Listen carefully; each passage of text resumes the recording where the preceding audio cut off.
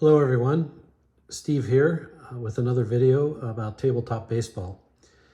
This time the topic is pitch counts. Obviously pitch counts are a bit of a controversial topic in the world of baseball. Pitching staffs are now managed a lot by pitch counts. You really don't see many complete games anymore. I really have mixed opinions on all that, but it is what it is. So what I'm going to talk about here is a specific game that was played in 1963 on July 2nd. And the Braves were visiting the Giants in Candlestick Park.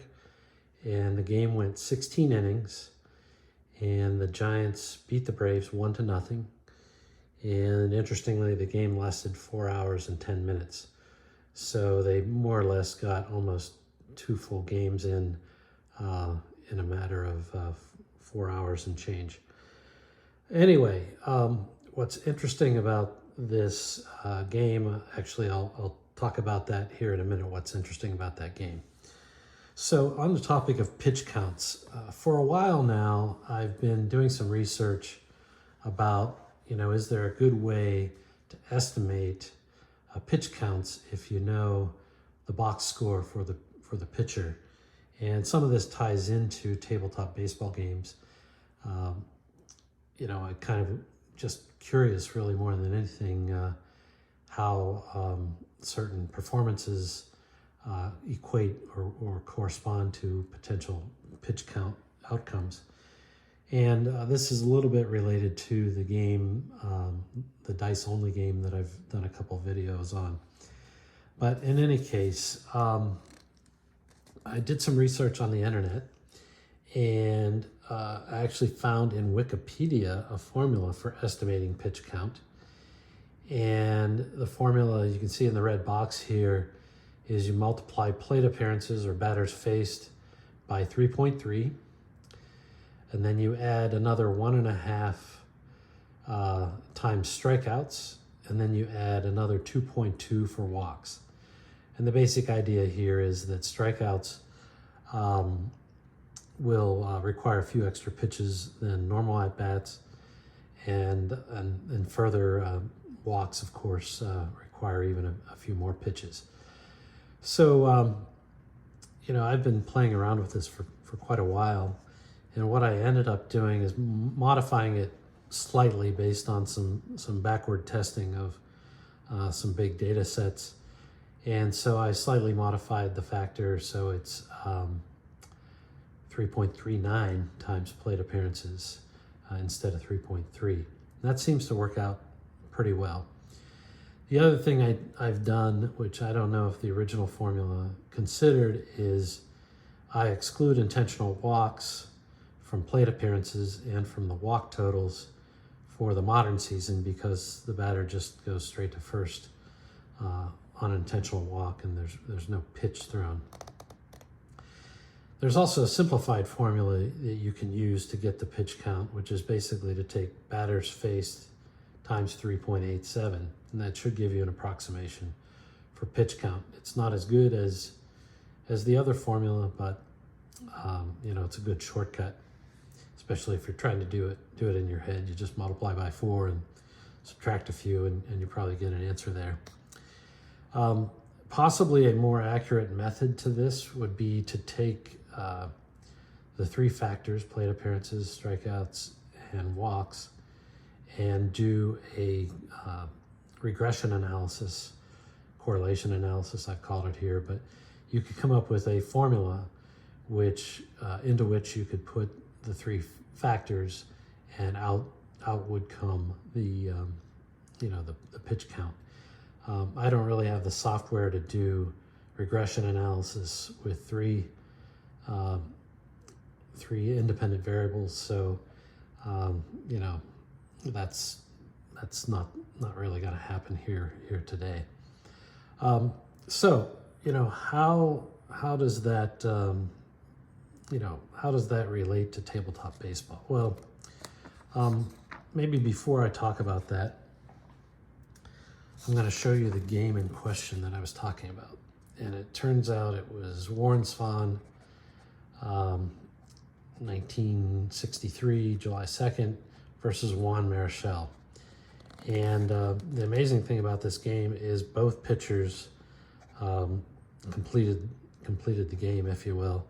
Marichel, being the home pitcher, pitched 16 innings, faced 59 batters. And Warren Spahn, being the visiting pitcher, pitched 15 innings plus 1 out before the winning run scored. So one of the amazing things, besides the fact that these guys pitched the entire game, is that Warren Spahn was 82 years old at the time. So I'm sorry, 42 years old at the time. And I read a quote, I don't know if it's true, but I think the manager wanted to take Marichel out, and supposedly he said, hey, there's a 40-plus-year-old guy on the mound for the other team. There's no way I'm coming out at age 25. I don't know whether that's true or not, but it's an interesting anecdote. So, you know, you got to wonder, well, if these guys pitched 15, 16 innings, how many pitches did they give up? So I'm going to try to reveal that. So Warren Spahn pitched 200 innings. I'm sorry, 200 pitches in that game. And Juan Marichel pitched 227 pitches, which in the context of today's game is just incredible. That's basically 2 games under the current scenario. So, you know, back to why we're having this video. What would the formula say the pitch count is? So the first formula, which is my modified version of the Wikipedia formula, comes out to 197 pitches, which is pretty close to what Warren Spahn actually pitched. And then Juan Marichel's formula came out to 224 pitches, which is really close to what he actually pitched. I would say the one thing I did do is I actually added the 4 extra pitches for the intentional walk for Warren Spahn, because back then you had to actually throw 4 pitches. So amazing data and amazingly quite accurate in terms of the formula.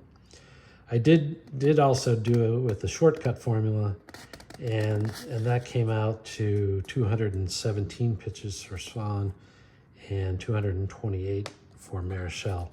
I think the reason why Spahn, the second formula doesn't work, the 3.87 times batters faced, is because he had so few walks and so few strikeouts. And so in reality, he was able to get the job done with fewer pitches than what would be normal. One thing I will say is I've tested this out for other individual games where pitchers maybe pitch in the modern day 6 or 7 innings, and you know, from game to game it's going to produce, you know, a less than accurate result.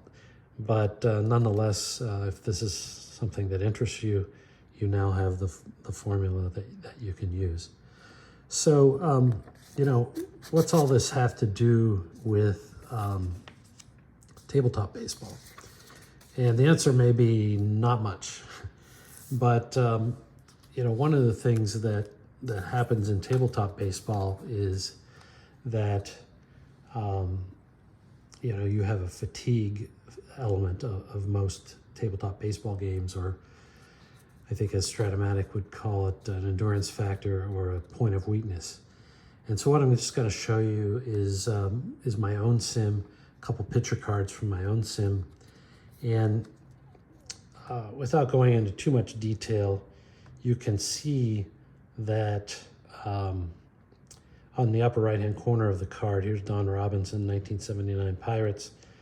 I show a starter and relief point of weakness expressed in terms of innings, which is similar to, if not exactly the same as strat-o-matic. Now, what I have been doing is I've been evolving toward a batters faced approach to point of weakness. And basically I do a calculation for starters. I take their splits, in other words, their batters faced per game started, and I compute that number, and then I just cut off the decimals. So in this case, Don Robinson on average faced 25 batters per start, and so that would be his point at which he might be eligible to be fatigued. The other thing, and somebody else gave me this idea, but I also went through his game log and checked, and the most batters he faced in one game, any game, was 36. So again, I limit my pitchers to that maximum batters faced as well. Don Robinson also had some relief appearances, and since he was a starter, I made a little tweak to the formula. First of all, for relievers, for some reason, I actually divide the batters faced per relief appearance. I come up with that ratio, and then I actually round it up to the next nearest whole number. So because he was a starter, that's what I do. I think if a person is only a reliever, I just take the straight calculation, and that's the way I get the number. So for example, Pedro Borbon here, he was primarily reliever. He actually had one start here. That's why he had 27 maximum batters faced. But anyways, he was primarily a reliever, so I just took his relief innings divided by his relief appearances and cut it off, and that worked out to be 7. Back to the original topic here, the one thing I've done just for fun, really, is I've taken that maximum batters faced, and using the simplistic formula I showed earlier, is I've converted that to a pitch count and put it on the card here. I don't use that in the game, but it's just kind of an interesting perspective as to, approximately what is the highest pitch count he had in any one game, which is somewhere in the neighborhood of 140.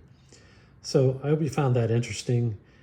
I think I've only seen one game that actually incorporates a pitch count into the fatigue factor, and I think that's the computer version of strat-o-matic.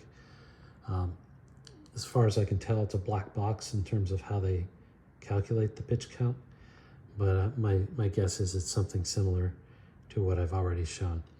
And with that, I'm going to sign off. As always, comments are welcome and encouraged. Like and subscribe if you want, but the comments are really what I find most interesting. Thanks.